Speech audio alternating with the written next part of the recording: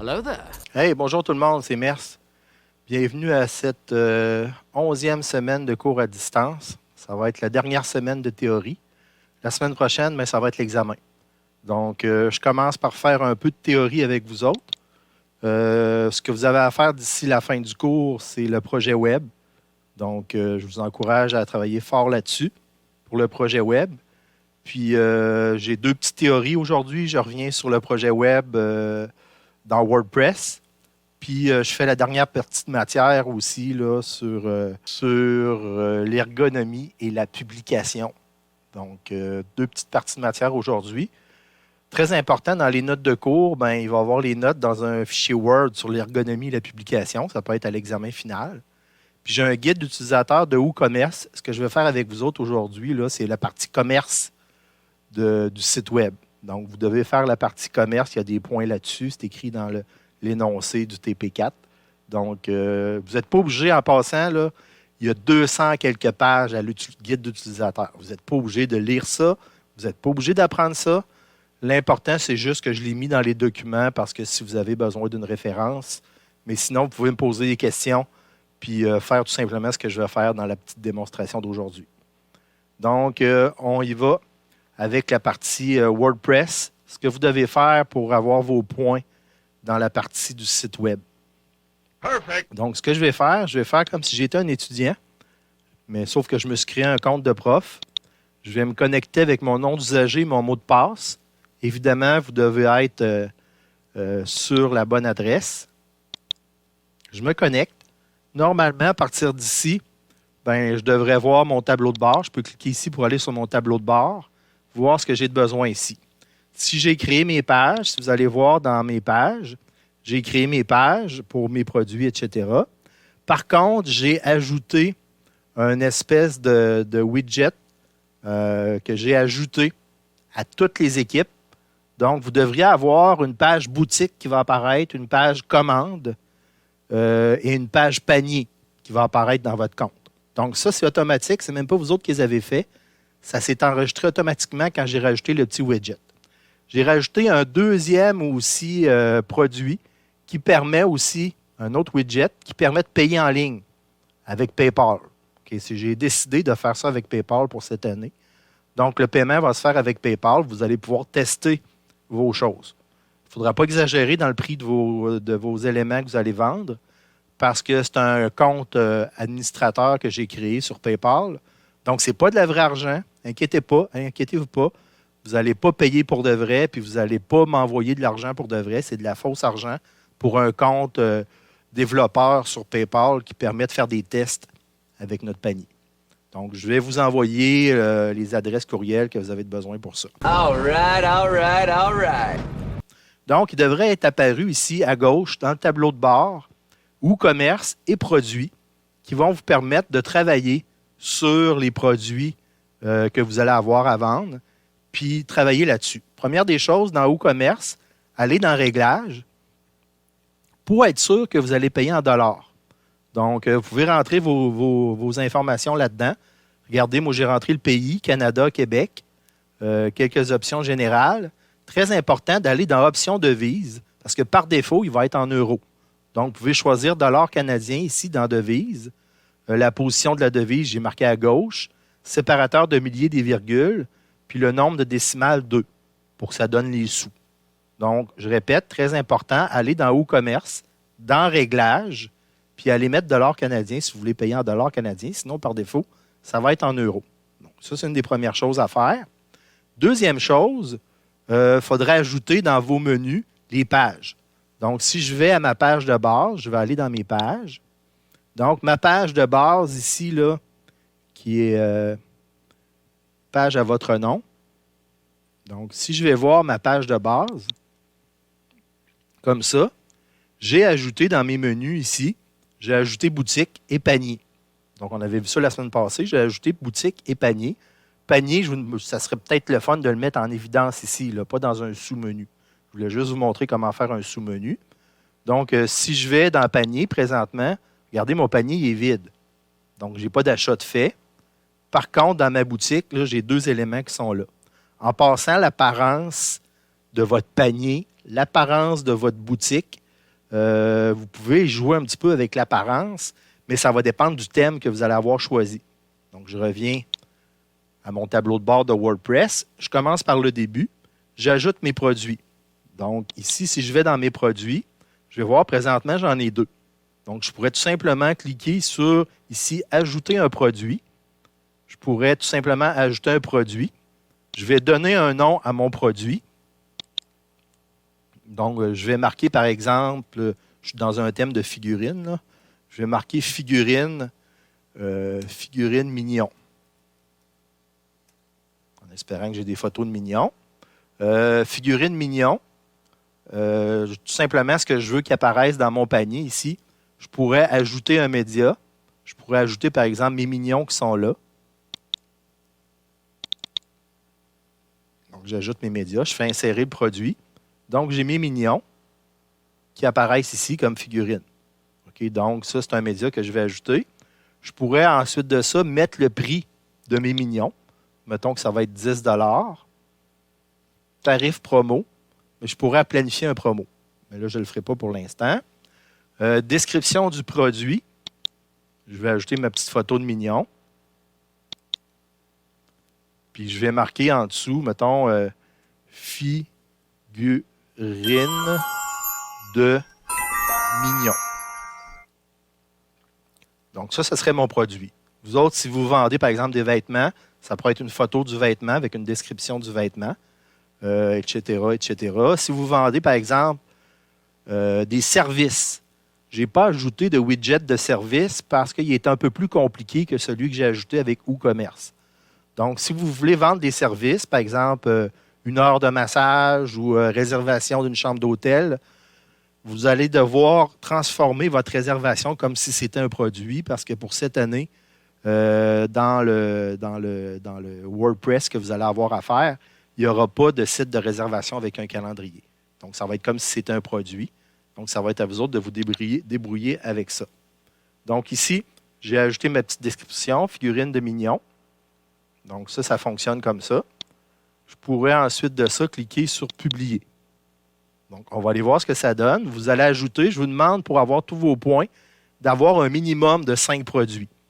OK? Donc là, j'ai tout simplement ajouté des produits. Ça se fait automatiquement. Je peux retourner dans ma page de produits. Vous avez tous les produits ajoutés. Je pourrais mettre chacun des produits dans une catégorie. Mettons figurine, une catégorie, par exemple, jouets à collectionner. Je pourrais ajouter des étiquettes, des attributs à mes produits. Donc, c'est à vous autres. Je vous donne la permission et j'espère que vous allez jouer avec ces différents éléments-là. Mais je ne le fais pas en démonstration ici, parce que sinon, le cours va durer presque 3 heures. Donc, je clique sur tous les produits. Donc, je vois ici là, que j'ai figurine de mignon. Là, il me manque une image ici. Donc, je pourrais cliquer sur afficher. Donc, regardez ce que ça me donne. J'aimerais ça avoir une image à gauche. J'ai mon image de mignon qui est là. Donc, je reviens dans mon panneau de configuration, dans mon tableau de bord. Je m'en vais dans tous les produits. Dans ma page de figurine de mignon, je vais cliquer sur modifier. Le produit, je recommence. Figurine, c'est la partie droite ici, où je peux ajouter, par exemple, les catégories de produits. Ou là, présentement, je n'ai pas de catégorie, mais si j'avais plusieurs catégories, je pourrais ajouter une nouvelle catégorie ou la classer dans une catégorie. Je peux ajouter l'image du produit. Donc, je vais ajouter mes mignons ici. Donc, je pourrais mettre une légende, une description de l'image, un texte alternatif pour le alternate, comme on doit faire pour, par exemple, ici, je vais écrire mignon pour suivre ce que j'ai dit dans mes cours. Je clique sur définir l'image du produit. Évidemment, il ne faut pas oublier de cliquer sur mettre à jour, ce que j'ai oublié de faire tout à l'heure. Je clique sur mettre à jour. Donc, à ce moment-là, je dois avoir maintenant un nouveau produit qui s'appelle figurine mignon. Donc, étant donné que WooCommerce a inséré des pages, si je vais voir mes pages maintenant, je vais aller voir mon site comme il devrait être. Bonjour, merci. Si je vais dans boutique, regardez maintenant, j'ai 3 figurines. J'ai figurine bébé moto, figurine bébé Yoda, puis j'ai figurine mignon. Donc, je pourrais par exemple cliquer sur ajouter au panier bébé Yoda. Puis si je vais voir maintenant mon panier, Run. parce qu'ici, j'ai panier. Je peux cliquer sur panier. Donc, dans mon panier, maintenant, j'ai figurine mignon, figurine bébé Yoda. Je pourrais, mettons, décider d'acheter 2 figurines de mignon. Oh, pas 3 figurines de mignon. Donc, ça me fait 30 plus 18. Ça me fait une facture qui est ici. Perfect. J'ai marqué un petit point bonus. Pour ceux qui voudraient faire le point bonus, ça serait appliquer un code de promo. Donc, si je reviens ici, dans mon WordPress, je m'en viens dans WooCommerce. J'ai les produits. J'ai WooCommerce ici. Je pourrais tout simplement aller dans le code de promo. Dans le code de promo, regardez ici, je me suis cliqué sur ajouter un code de promo. Le code de promo qui est là. Je me suis créé un code de promo avec un prix fixe qui est, mettons, je vais le changer pour 3 de rabais si j'applique le code de promo. Je peux mettre une date d'expiration. Donc, si, mettons, pour vendre un produit, vous faites de la publicité puis vous donnez un code de promo, on voit ça souvent à la télé ou à la radio, on entend ça. Si vous avez le code de promo, vous avez un rabais. Donc, moi, je me suis mis un code de promo ici, comme ça. Remise panier fixe. Le code de promo, c'est DIVOC. Pour s'en souvenir, c'est facile parce que c'est COVID en anglais. Puis le rabais du jour. Donc, j'ai mis le rabais du jour. C'est un rabais du jour qu'on peut appliquer. Donc, si je clique sur « Mettre à jour », ça va me permettre d'avoir un code de promo. Si je retourne à mon site web, je m'en vais dans mon panier. Si je clique sur « Je marque mon code de promo », qui est DIVOC, je clique sur « Appliquer le code de promo ». Vous allez voir, dans ma facture, il y a un 3 qui est enlevé. Donc, j'ai un code de promo qui me permet de payer moins cher. Perfect. Donc, on a vu comment ajouter des produits. On a vu comment insérer les éléments ici, mettre des images, tout ça. Ça va être à vous autres de jouer avec, de faire le plus que vous pouvez pour vos produits. Ensuite de ça, je clique sur mettre à jour le panier, ça c'est correct. Procéder à la commande. J'ai ajouté un widget, un petit truc qui permet de faire le paiement en ligne.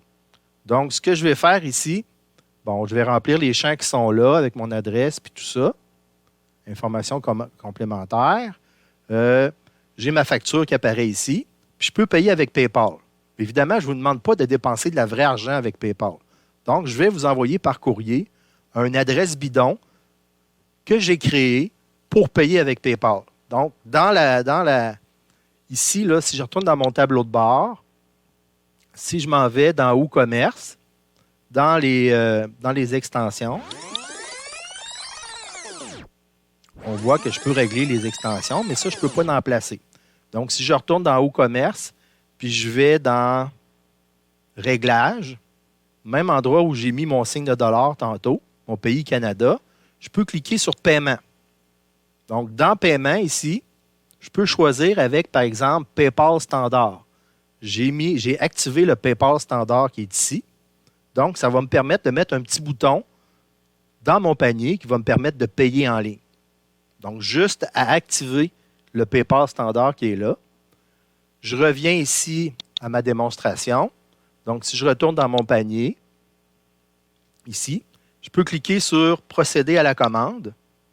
Procéder à la commande. Bon, j'ai entré mes champs. Je clique sur « Payer avec PayPal ». Perfect. Ça prend un petit peu de temps parce que là, il va aller vers PayPal. Donc, il arrive vers PayPal ici. Donc, c'est possible ici là, de payer avec PayPal, mais sauf qu'il ne faut pas mettre votre vrai compte PayPal. Je vais vous envoyer une adresse pour faire un test avec de la fausse argent. Donc, si je regarde ici, je vais rentrer mon compte PayPal que je vais vous envoyer personnel. C'est une adresse bidon que j'ai créée sur PayPal. Donc, je reviens ici. Je vais rentrer mon adresse bidon pour faire semblant de payer. Ça ne sera pas de la vraie argent. En passant dans mon compte, j'ai 5 000 $.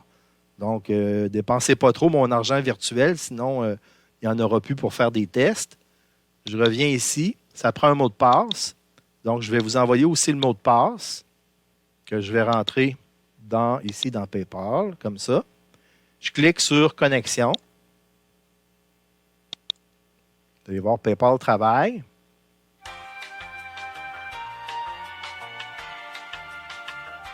Donc, là, il me demande si je veux payer avec mon compte PayPal ou avec un autre compte. Donc, c'est 25 $ que ça me coûte pour mes figurines en canadien. CAD, ça veut dire canadien. Je clique sur « Payer maintenant ». Donc, on va voir si ça fonctionne avec PayPal pour le paiement de mon argent virtuel. c'est marqué que j'ai payé. Puis là, il y a un nom bidon d'entreprise qui apparaît ici. Regardez, si je vais voir les détails de ma facture, je peux voir les détails de ma facture. Donc, ils sont là. J'ai un rabais de 3 qui est écrit. Je n'ai pas mis de taxes dans ma configuration. J'aurais pu mettre des taxes. Un prix pour le shipping, ça veut dire pour l'envoyer, des assurances, etc. Donc, je n'ai rien de ça. Je fais retour au marchand. Donc, il va revenir sur ma page. C'est marqué « Commande reçue. Merci pour votre paiement. Numéro de la commande, date de la commande, adresse, etc. » Puis, j'ai les détails de la commande qui est ici. Donc, vous voyez, ça a fonctionné. J'ai réussi à payer avec PayPal, puis j'ai une commande de reçu. Donc, si je reviens à mon tableau de bord ici, je peux voir que si je vais dans Marketing, je peux aller dans Overview. Puis là, comme ça, je pourrais voir un petit peu Statistiques. Je me suis trompé. Aller dans Statistiques, je vois les nombres de ventes que j'ai fait. Donc, total des ventes que j'ai fait, nombre d'articles que j'ai vendus. Puis je peux avoir des statistiques comme ça sur ce que j'ai vendu. Si je retourne dans Produits, je vais aller dans WooCommerce, je vais aller dans Réglages. Dans le réglage ici de paiement, quelque chose que j'ai oublié de vous dire, vous devez aller ajouter, quand je clique sur Gérer le paiement de PayPal, vous devez aller ajouter ici l'adresse que je vais vous envoyer pour le commerçant. Donc, à qui ça va aller l'argent que je vais payer. Encore une fois, c'est une adresse bidon que je vais vous envoyer parce que je me suis créé un compte développeur sur PayPal pour être capable de faire semblant de payer avec de la fausse argent. Il faut activer PayPal Sandbox ici. Sandbox, le bac à sable, ça veut dire qu'on fait des paiements fictifs. Donc, ce n'est pas avec de la vraie argent. Pour faire le développement du site Web, on va utiliser de la fausse argent. Donc, je répète, activer PayPal Sandbox, puis mettre l'adresse de courriel que je vais vous envoyer pour l'entreprise. Donc, avec tout ça, vous allez être capable de faire, prix de la facture, je me suis mis une étiquette, merci. Donc, je fais enregistrer les changements. Vous allez être capable de faire ça. Pour ce qui est de l'expédition, si vous voulez mettre un prix d'expédition, vous pouvez ajouter un prix d'expédition ici. Même chose pour les comptes et confidentialités, le paiement ici. Donc, je peux utiliser les choses qui sont ici. Pour ce qui est des commandes, je vais passer rapidement sur les commandes. Regardez, on peut voir les commandes. Pour l'instant, j'ai fait quelques commandes pour faire des tests. On peut voir les clients qui sont là. Le code promo, on l'a déjà vu. Les rapports, on peut voir les rapports. Donc ça, vous n'avez pas rien à faire. Là. Je fais juste faire une petite démonstration de ce que j'ai fait. Perfect. Donc, ça ressemble pas mal à ça pour le site Web. Vous devez avoir un site Web, je vous le rappelle. Vous pouvez changer le thème. Oh oui, en passant, je vais faire ça. Je vais changer le thème pour vous montrer. Regardez, si je vais dans ma boutique, regardez à quoi ressemble ma boutique. Mais si, par exemple, j'avais pris un autre thème, si je change mon apparence, regardez, je vais prendre un autre thème ici. Mettons Babysitter Light.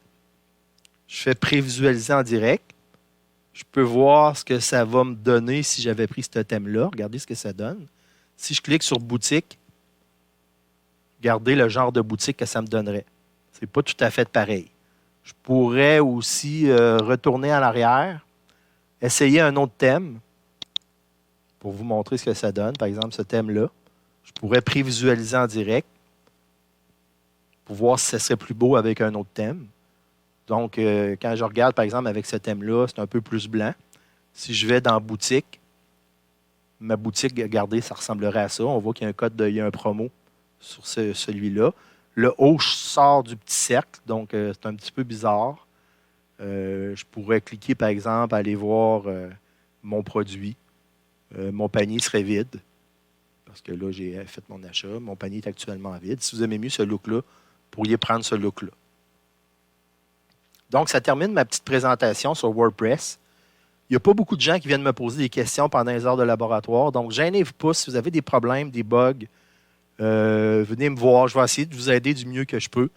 Le truc, c'est que j'essaie de faire en sorte qu'on n'ait pas à avoir à changer du code, aller faire de la programmation. Donc, souvent, on peut changer un peu ce qu'on veut dans la page de base, mais en allant faire de la programmation. Mais le but du cours, c'est de ne pas faire de la programmation. Donc, changez votre thème si vous ne l'aimez pas.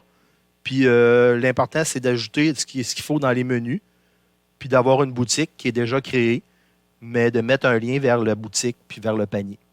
Donc, c'est ce qui est important. Si vous avez des questions, n'hésitez pas à venir me voir.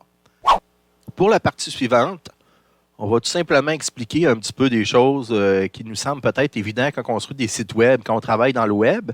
Mais pour quelqu'un qui n'a jamais fait de site web, ou par exemple vous autres qui êtes en train d'en faire un, ben, ça peut être quand même des informations importantes. On va parler de l'ergonomie d'un site web, puis on va parler un petit peu aussi du référencement. Donc, juste quelques petites informations pour nous aider là-dessus. C'était prévu dans le plan de cours qu'on en parle un petit peu, donc ça peut vous être utile dans l'avenir. Ainsi ai-je parlé. J'ai déjà eu des étudiants qui se sont placés en stage et il y avait à faire, par exemple, du référencement. Et ils disaient, ouais, mais on n'a pas vu ça dans nos cours.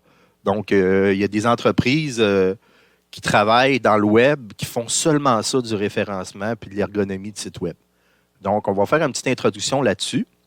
L'introduction, bon, l'ergonomie d'un site web. Si vous regardez, par exemple, la création d'un site web, c'est une grosse partie du travail, mais même après la création d'un site web, il reste l'exploitation du site web. Si vous regardez le petit graphique qui est là, ça nous montre que dans le temps, ça se poursuit à l'infini. Un site web, c'est jamais terminé. On peut toujours l'améliorer, faire des mises à jour, puis changer des choses. Dans un projet de site web, regardez, il y a un petit carré ici sur l'étude préalable. Il y a la planification. Donc, c'est ce qu'on aurait peut-être dû un peu plus faire pour le site web. La validation. Donc, est-ce que c'est correct? Est-ce que les maquettes sont correctes? Est-ce que les prototypes sont corrects? La conception, la maquette, les prototypes, la réalisation.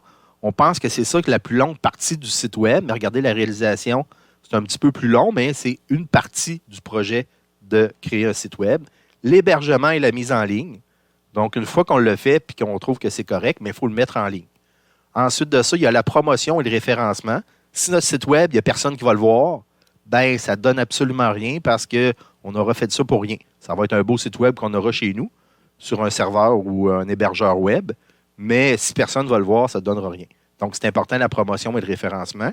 Puis ensuite, la maintenance. Maintenir à jour notre site web, c'est important parce que si notre site web date d'il y a 12 ans, ben ça se peut qu'il ne soit plus à la mode puis que les gens le trouvent un petit peu poche, notre site web. Donc, je regarde, par exemple, au Cégep de Lévis, à tous les 2-3 ans, maximum 4 ans, le site web est modifié puis est mis à jour. Donc, on change le site web parce qu'il y a une question aussi un petit peu d'art là-dedans qui fait en sorte que les sites web ils peuvent devenir passé date à un moment donné. Principaux caractères, dans les notes de cours, j'ai essayé de mettre en jaune ce qui est important. Donc, si je pose des questions à l'examen, je vous suggère fortement d'attirer votre attention sur ce que j'ai mis en jaune dans les notes de cours. Okay? Donc, première des choses, la sobriété. Certains sites web vont bénéficier d'un site très épuré qui va renforcer la crédibilité de l'organisation. Dans certains cas, si vous faites un site de quelqu'un qui saute en parachute, par exemple, ben c'est sûr qu'il peut y avoir un petit côté pété dans votre site web. Par contre, je me souviens, moi, je suis assez vieux pour avoir connu l'arrivée de Google. Avant, il existait d'autres moteurs de recherche, mais ce qui a fait la force de Google, c'est premièrement la rapidité, puis aussi le fait que ce soit un site épuré. Quand vous regardez la page de Google, c'est une page blanche avec l'endroit où on peut écrire notre recherche. Donc, c'est assez épuré. Donc, il y a d'autres sites de recherche où c'était plein de publicité, c'était rempli, je ne les nommerai pas, mais eux autres, ils ont perdu beaucoup de plumes parce que quand Google est arrivé sur le marché, c'est un site épuré, puis en plus, il était performant. La lisibilité, la clarté, la structuration, l'organisation du site web, c'est quand même important.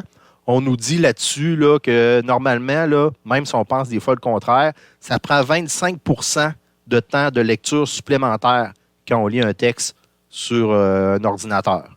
Donc, ça peut être un ordinateur ou une tablette. Il y en a qui ne seront pas d'accord parce qu'ils vont lire des volumes sur une tablette spécialisée.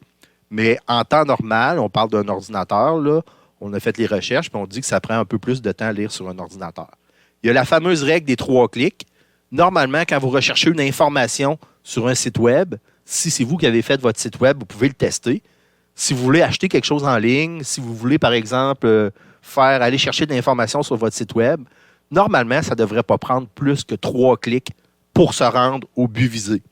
Si ça prend plus que 3 clics, vous pouvez avoir un petit doute sur le fait que votre site web, peut-être, il est mal construit parce que les gens, si ça prend trop de clics, vont avoir tendance à se décourager et à aller voir ailleurs. Donc, s'ils vont voir sur un autre site web pour acheter le même produit, ben vous n'êtes pas gagnant. Donc, normalement, un site web ne devrait pas prendre plus que 3 clics. La liberté de navigation, vous avez sûrement déjà été sur un site web, puis vous vous sentez pris parce qu'il y a des publicités qui arrivent ou des choses comme ça. Vous n'êtes pas capable de revenir à la page d'accueil, puis vous vous sentez comme si vous étiez à l'étroit, vous étiez un petit peu pris. Donc, c'est le fun d'avoir une liberté de navigation. J'ai marqué en jaune ici de revenir à la page d'accueil. C'est important qu'en tout moment, on puisse cliquer à un endroit pour revenir à la page d'accueil.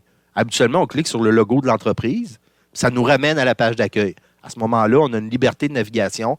On ne sent pas qu'on est pris au piège par la page web qui veut nous vendre de la publicité, nous faire voir de la publicité surtout, et puis nous amener vers un endroit où on ne veut pas aller. Vers l'infini et plus loin encore. L'adresse devrait être constamment visible, c'est-à-dire l'adresse du site web en haut. Si vous êtes sur www.mesamis.com, ben, si vous ne voyez plus l'adresse mesamis.com, ben, oups, là, ça veut dire que peut-être vous êtes pris au piège et vous êtes rendu dans une fenêtre que vous ne voulez pas avoir.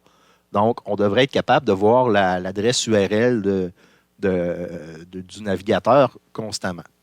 Tangibilité de l'information. J'ai marqué homogénéité de la structure. Ça serait le fun que le menu soit toujours au même endroit sur toutes les pages. Donc, comme ça, on a l'impression qu'on n'est pas perdu.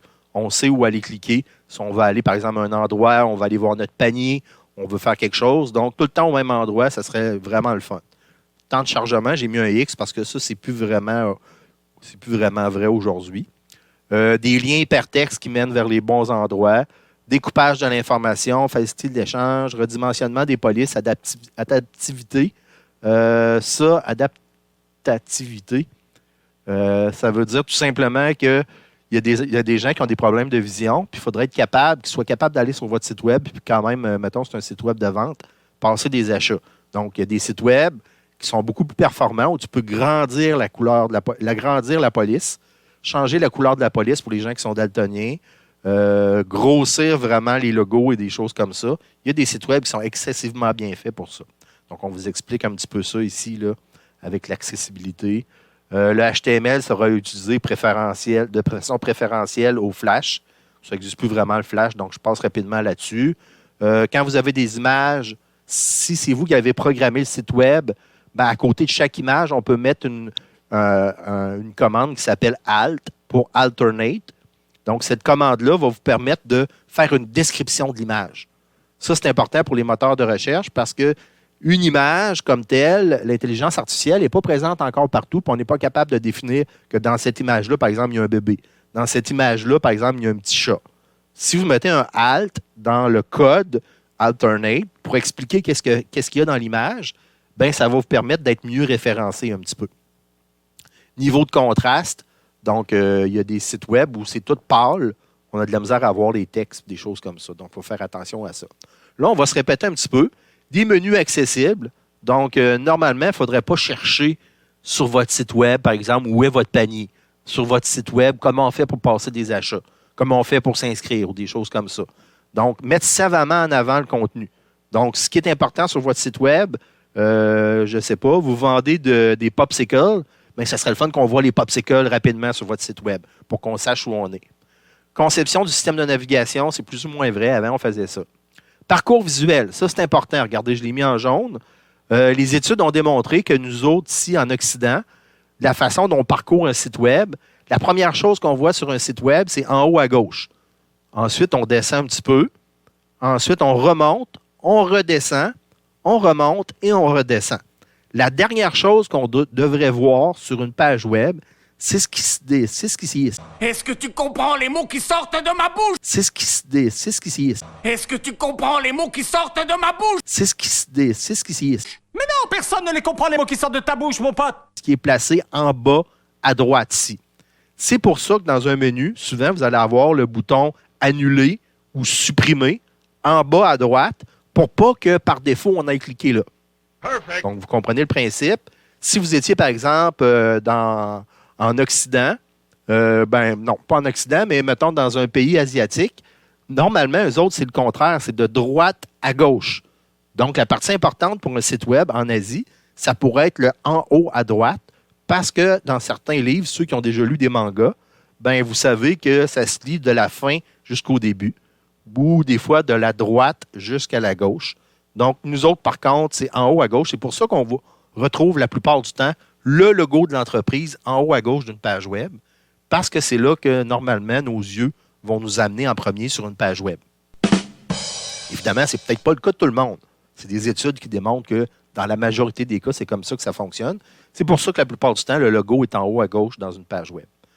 La fameuse structuration d'un site web. Donc, sur certains sites web, on va retrouver l'espèce d'organigramme comme ça qui nous permet de, si on est perdu sur le site web, de retrouver, par exemple, où est le formulaire 825. Oh, on regarde la petite structure qui est là. On voit qu'en bas à droite, il y a le formulaire 825. Donc, on va aller cliquer tout de suite au bon endroit pour aller chercher le bon formulaire.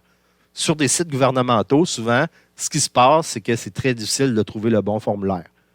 Si vous avez déjà été sur des sites, vous cherchez un formulaire, souvent, on va passer plusieurs minutes à chercher le sacré formulaire, puis on ne peut pas aller sur un autre site web parce qu'il y a, par exemple, il y a juste ce site de gouvernemental-là qui permet d'avoir, par exemple, ce formulaire-là. Donc, quand il y a un petit organigramme comme ça sur le site web, ça peut être cool parce que ça nous permet d'aller chercher, si c'est un site web qui est complexe, d'aller chercher tout de suite au bon endroit pour avoir le moins de clics possible. Perfect. Les fameux classiques, logo sur le site web en haut à gauche, c'est un classique. Lien vers la page d'accueil, si tu cliques sur le logo de la compagnie, par exemple. Navigation par onglet, ça a été populaire à un moment donné parce que les utilisateurs avaient l'impression qu'ils restaient sur la même page. Donc, je vous montre un petit exemple ici. Navigation par onglet, c'est ce qu'on voit ici. Si je bouge ma souris, là, vous avez des sites web qui sont faits par onglet comme ça. Des sites, par exemple, des logiciels comme Microsoft Office, souvent fonctionnent par onglet. Les gens ont l'impression qu'ils restent sur la même page, donc ils ne sont pas désabusés, ils ne sont pas un peu mêlés. Il y a des onglets sur le côté aussi comme ça. Regardez un exemple du vieux site d'Amazon où il y avait un paquet d'onglets comme ça pour aller voir les différents objets. Il y a des onglets un petit peu plus modernes qui ressemblent un petit peu moins à des onglets, qui sont un menu, mais qui ont une petite apparence d'onglet. Donc, quand on clique sur les onglets, on a l'impression qu'on reste tout le temps sur la même page, puis on n'est pas perdu sur le site web. C'est un feeling, c'est pas la vérité, mais on a l'impression qu'on est toujours sur la même page. Donc, on n'est pas perdu. Perfect. Donc, je reviens aux notes de cours. Donc, introduction au web design. Évidemment, le web design est important. La nécessaire inspiration, je passe rapidement sur certains points. Vous avez vu qu'il n'y a pas de jaune dans ce côté-là. Donc, si vous avez de l'inspiration pour créer des sites web, bien évidemment, profitez-en pour faire de l'inspiration. Aujourd'hui, avec les CMS, les différents outils qu'on peut aller chercher sur Internet pour créer un site web, souvent, on va nous proposer des designs de sites web. Donc, c'est à vous de voir si vous utilisez ça ou pas. Agencement de la page, on répète un petit peu les choses qu'on a dit un petit peu plus loin. Il y a peut-être le corps de la page qui contient l'essentiel de l'information. Le pied de page, il va regrouper les informations utiles. La mise à jour, un lien vers un formulaire de contact, un plan d'accès. Souvent, on va avoir tendance à aller tout de suite dans le bas de la page pour avoir les liens les plus importants sur la carte, sur le site web. Carte graphique, les maquettes, on a déjà passé un petit peu de temps là-dessus. Je passe rapidement. La dimension des pages. On vous dit d'identifier la valeur inférieure à la définition horizontale de la majorité des visiteurs. Donc, c'est à voir si vous avez une version pour téléphone intelligent, pour tablette, ou sinon qu'il soit réactif, qu'il soit capable de s'adapter à n'importe quelle grandeur d'écran. Pour ce qui est de la longueur, quand vous avez des textes, souvent, ça peut être un peu long, dérouler la page web avec le petit ascenseur qu'on appelle la barre de défilement. On dit là-dessus, selon ce qu'on a vérifié dans les recherches, de pas plus que 3 à 5 hauteurs d'écran. Moi, je trouve que c'est beaucoup, 5. Mais en tout cas, selon les recherches, il ne faudrait pas aller à plus que 3 hauteurs. C'est quand on défile la page vers le bas. Il ne faudrait pas qu'il y ait plus que 3 à 5 hauteurs d'écran. Sinon, les gens trouvent que c'est trop loin, peuvent arrêter leur recherche. Viens, R2, il faut absolument aller le dire aux autres. Donc, on passe rapidement là-dessus parce qu'on se répète un petit peu. Évidemment, le choix de couleur est important. Si vous faites un site web sur un sujet particulier, ça se peut qu'il y ait des couleurs prédominantes pour ce sujet-là. Donc, le choix des images, la couleur d'arrière-plan ou l'image d'arrière-plan. La typographie. Moi, je sais qu'il y a des gens qui n'aiment vraiment pas des types de police. Donc, faire attention au type de police que vous allez utiliser. On dit que c'est souhaitable d'opter pour des polices sans empattement, sans sérif. ça veut dire plus ronde. Ceux qui sont comme un petit peu des lettres attachées, on dit que les gens se fatiguent plus rapidement en lisant ce genre de texte-là. Donc, c'est des études qui ont démontré ça. Perfect. Symbole graphique. Sur un site web, quand on voit une loupe, qu'est-ce que ça veut dire habituellement? Ça veut dire qu'on va faire une recherche. Quand on voit, par exemple, une enveloppe, ça signale qu'on peut envoyer un courriel. Quand on voit un point d'interrogation, ça veut dire qu'il y a peut-être de l'aide. On peut aller chercher de l'aide sur le point d'interrogation. Quand il y a une petite maison sur un site web, ça veut dire quoi la plupart du temps, d'après vous autres? Une page d'accueil. Donc, retourner à la maison, ça veut dire page d'accueil des fois. Quand on voit un drapeau, par exemple un drapeau français, un drapeau anglais, ça veut dire que c'est possible de changer la langue. Si vous voyez un drapeau espagnol, ça se peut que si vous cliquez là-dessus, le site a un côté espagnol. Donc, c'est possible de faire ça si vous avez un site en plusieurs langues. Quelques facteurs qui font en sorte que quelqu'un retourne sur un site web. C'est un peu surprenant comme recherche. Qualité du contenu. Évidemment, c'est important la qualité du contenu, 75 %. Facilité d'utilisation, 66 %. Rapidité de téléchargement. Fréquence de mise à jour. Si un site, c'est marqué dernière mise à jour septembre 2012, ben ça se peut que vous dites « Ah, l'information n'est peut-être pas à jour, c'est peut-être pas si bon que ça. » Promotion et remise, si vous avez des rabais. La marque, évidemment, est importante. La technologie est un petit peu moins importante, malgré ce qu'on pourrait penser. Il y en a qui retournent parce qu'il y a des jeux. Des options d'achat, c'est important si c'est une entreprise qui vend des choses. Personnalisation du contenu, chat, etc. Autre chose, 6 %. On change complètement de sujet. Là, on a parlé d'ergonomie. Là, on va parler de publication de site web. C'est quoi ça, la publication de site web? C'est quand vous faites une recherche sur un moteur de recherche, le positionnement est très important.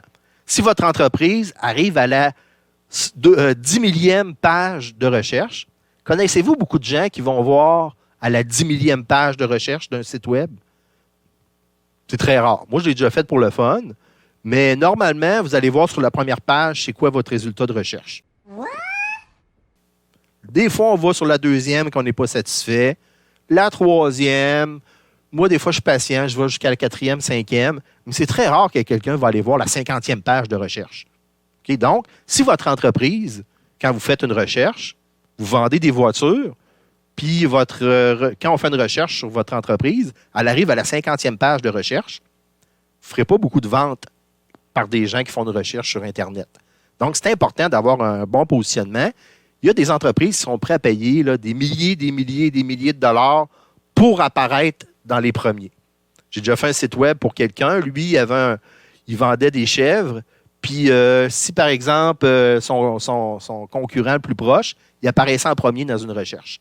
Lui, il voulait au moins apparaître en deuxième ou sinon en troisième, parce que si quelqu'un voulait acheter dans cette ferme-là, ben, il pouvait avoir le choix de voir son entreprise. Tandis que si l'entreprise apparaît à la 10e page, il n'y aura pas beaucoup de gens qui vont aller cliquer sur son site web pour faire des achats ou pour connaître sa compagnie. Donc, c'est important. Il y a des entreprises, beaucoup aux États-Unis, un petit peu, ça commence au Québec, qui vont payer des milliers et des milliers de dollars juste pour avoir un bon référencement. Donc, il existe des trucs. Une page comme Google, par exemple, là, ne va pas donner officiellement son algorithme de recherche parce que sinon, tout le monde va faire la même chose pour apparaître en premier. Tous les concessionnaires auto aimeraient ça apparaître en premier dans une recherche. Mais si on connaissait exactement c'est quoi les trucs de recherche de Google, ben tout le monde ferait la même chose, tout le monde voudrait apparaître en premier. Mais c'est impossible.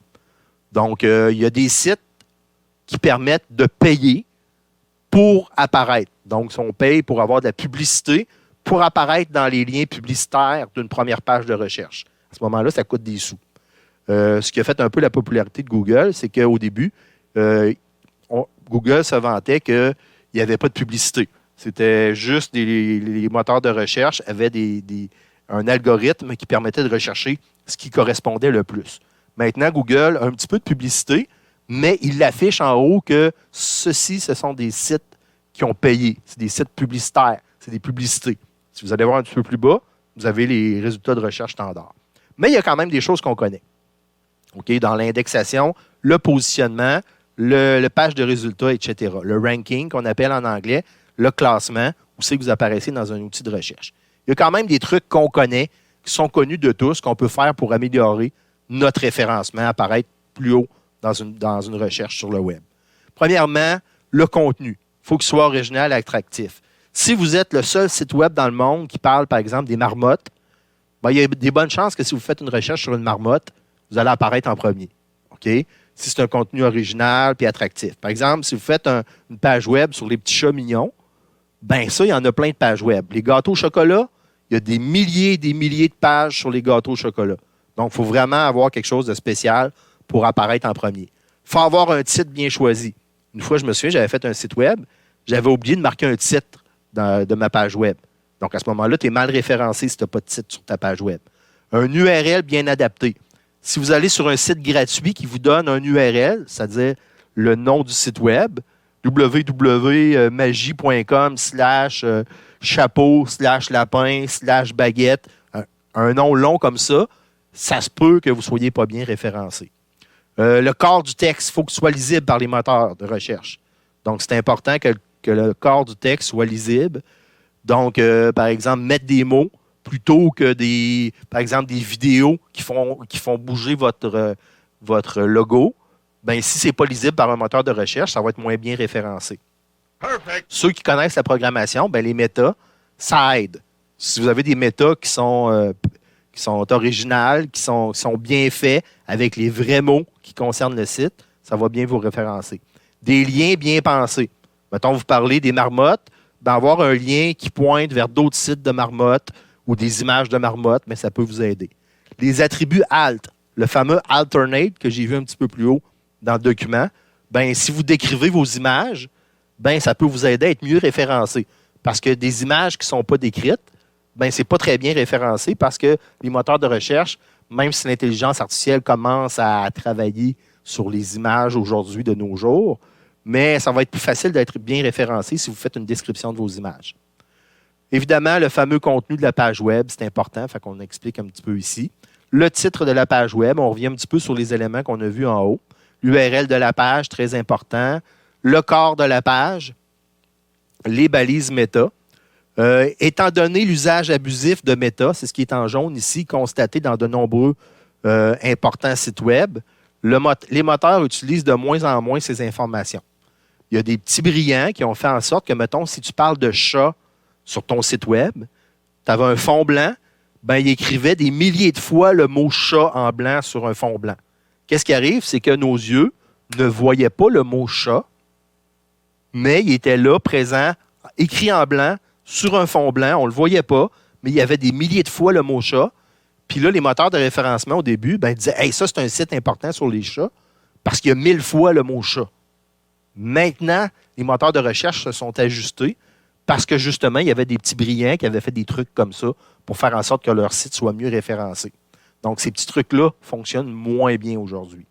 Les liens hypertextes, des liens qui ont rapport. Fin de la divulgation de la valeur de PageRank par Google. PageRank, ça faisait en sorte que dans Google, on pouvait voir il y avait combien de sites qui pointaient vers notre site pour voir si on était bien référencé. Il y a des petits brillants, encore une fois, qui ont inventé des sites bidons qui pointaient vers leurs clients pour augmenter leur référencement. Donc, évidemment, ça, ils se sont aperçus qu'il y a des petits brillants qui faisaient ça pour le référencement. Donc, depuis quelques années, là, c'est moins utilisé. Perfect. Les attributs alt, si vous faites de la programmation, c'est important. Quand vous avez une image, ça, c'est le code, par exemple, pour une image GIF. On ajoute un alt pour expliquer que ça, c'est le logo de l'entreprise.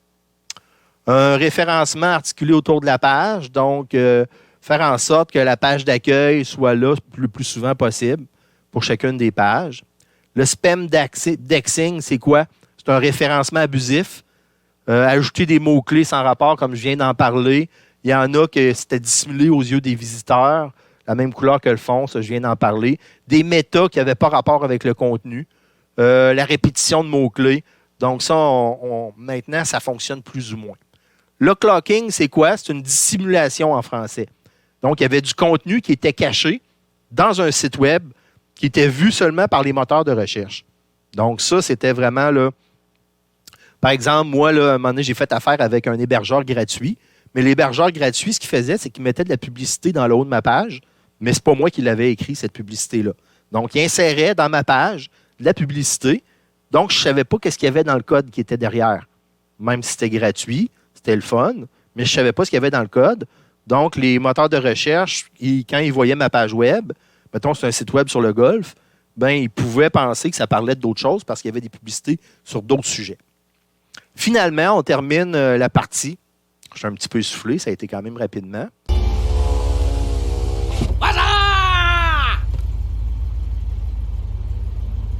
Vous vous souvenez, c'était dans cette pub célèbre. Par un fichier robot.txt. Ceux qui connaissent un petit peu la programmation, vous pouvez aller voir sur Google. On vous suggère de mettre un fichier robot.txt à la racine de votre site web avec des indications. Par exemple, si c'est un site 16 ans et plus, 18 ans et plus, qui s'adresse à des enfants, qui ne s'adresse pas à des enfants, avec certaines indications comme ça peut faire en sorte que vous allez être mieux référencé parce que vous allez gratuitement offrir des informations sur votre site web pour que, par exemple, si vous avez un contrôle parental, votre site web ne passe pas ou des choses comme ça. Donc, c'est bien vu si vous allez mettre un petit fichier à la racine de votre site web qui s'appelle robot avec un S.txt. Si vous voulez savoir ce que contient le fichier robot.txt, juste faire une petite recherche sur Google. Ça va vous indiquer qu'est-ce que vous devriez écrire dans votre fichier texte. Qu'est-ce que vous devriez donner comme indication dans le fichier robot.txt. Puis les moteurs de recherche, habituellement, apprécient que vous donnez ce type d'informations-là. Ça va vous permettre d'être mieux référencé. Donc, ça complète ma partie sur la publication web et le référencement. J'ai pris la peine de mettre en jaune ce qui est important. Donc, si à l'examen final, je pose des questions, ça va se retrouver probablement sur ce qui est en jaune ou sur ce que j'ai parlé dans cette petite vidéo-là. Donc, ça termine cette partie de cours-là. Donc, je vous parle un petit peu de ce qu'il va y avoir à l'examen la semaine prochaine. Bon, petites informations sur l'examen final. Donc, cette semaine, c'était la dernière semaine avec de la matière. Donc, l'examen final, si vous regardez votre calendrier, va avoir lieu, pas cette semaine, la semaine prochaine. C'est la dernière semaine qu'on a un cours. Donc, je vais vous laisser du temps pour travailler sur votre WordPress. L'examen va avoir lieu le 3 décembre à midi. Donc, le 3 décembre à midi. Donc, je vous donne rendez-vous sur Teams. Je vais vous envoyer évidemment un courriel par Mio. Pas un courriel, mais un message par Mio pour vous rappeler l'examen qui va avoir lieu le 3 décembre à midi. Ça va être comme la dernière fois. Ça va être sur Teams. Si vous avez des caméras, je vais vous demander de les ouvrir. Et puis, je vais vous envoyer l'examen par Mio. Puis, par la suite, vous allez devoir me renvoyer l'examen pour que je le corrige. L'examen, la matière officiellement pourrait être sur tout ce qu'on a vu depuis le début de la session, mais ça va ressembler un peu à ce qu'on a fait la dernière fois, des vrais ou faux, des cases à cocher, peut-être des phrases à expliquer un petit peu, mais ça va être surtout sur la matière qu'on a vue depuis la semaine 9 où il y avait eu le deuxième examen. Donc, à la semaine numéro 10, on avait vu comment ajouter des modules dans WordPress, comment travailler dans le tableau de bord de WordPress. C'est sûr que l'examen va beaucoup porter sur WordPress. Donc, si vous voulez vous préparer à l'examen, la meilleure façon, c'est de faire le projet web. La partie 4, où vous aviez à faire des choses dans WordPress. Donc, si vous avez fait chacun des parties. Cette semaine aussi, ce qu'on a vu dans la vidéo, la partie là, référencement, la partie aussi faire le paiement en ligne avec la partie ajouter des produits puis des choses comme ça. Tout ça, ça va être à l'examen.